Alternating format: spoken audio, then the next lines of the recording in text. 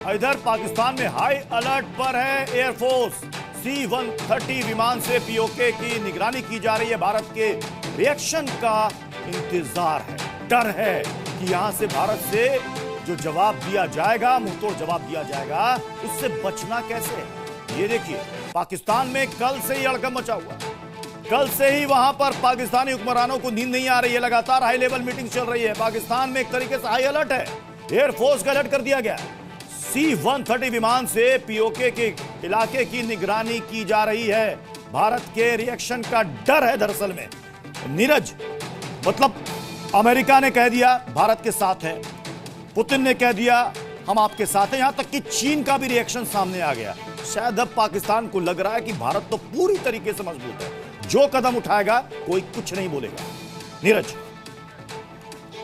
देखिए, पूरी दुनिया आतंकवाद से लड़ रही है। दुनिया के ज़्यादातर डेवलपिंग कंट्री आतंकवाद के खिलाफ हैं। ऐसे में भारत लगातार आतंकवाद झेल रहा है, और झेल किस लिए रहा है? क्योंकि उसका पड़ोसी देश जो पाकिस्तान है, जो खुद अपने आप में आतंकवाद से घिरा हुआ, वो गाहे बगाहे भारत में आकर आतंकवादी गतिविधियों को अंजाम है। तो इसलिए उसके अंदर इस बात का डर है, क्योंकि भारत छोड़ने वाला नहीं है। भारत अब वो भारत नहीं है जो सहन कर लेता था। सहन शक्ति भारत की खत्म हो चुकी है। अब भारत रिएक्ट करने वाला भारत है, और उसको इसी बात का डर है कि भारत जब रिएक्ट करेगा तो उसका नुकसान बहुत। ठीक है नीरज, मैं आपके पास आऊंगा। मैं एक बार जल्दी से रजत का भी रुख कर लेता हूं। रजत, पाकिस्तान ने अपने सीमाई इलाकों में गांव को खाली करा लिया है। जरा बताइए कि इस तरफ हमारी सीमा में वहां पर क्या हलचल है।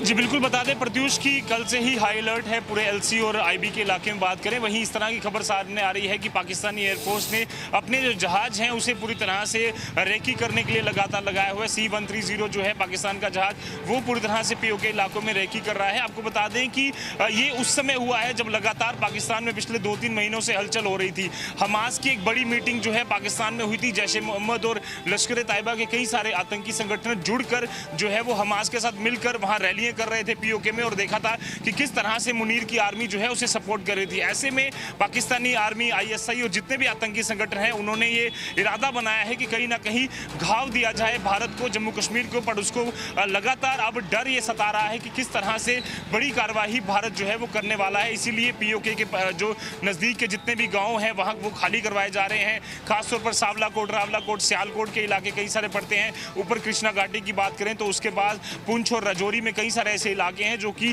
पीओके से डायरेक्ट सटे हुए हैं। ऐसे में उनको डर है कि जिस तरह से बालाकोट स्ट्राइक हुई थी, उसी तरह का कोई बड़ा हमला भारत की तरफ से किया जा सकता है। और पाकिस्तान के अंदर बैठे हुए जैश ए मोहम्मद, लश्कर ए तैयबा, हिजबुल मुजाहिदीन, TRF, LAT, अलग अलग आतंकी संगठनों के जो रजत, आप हमारे साथ बने रहे।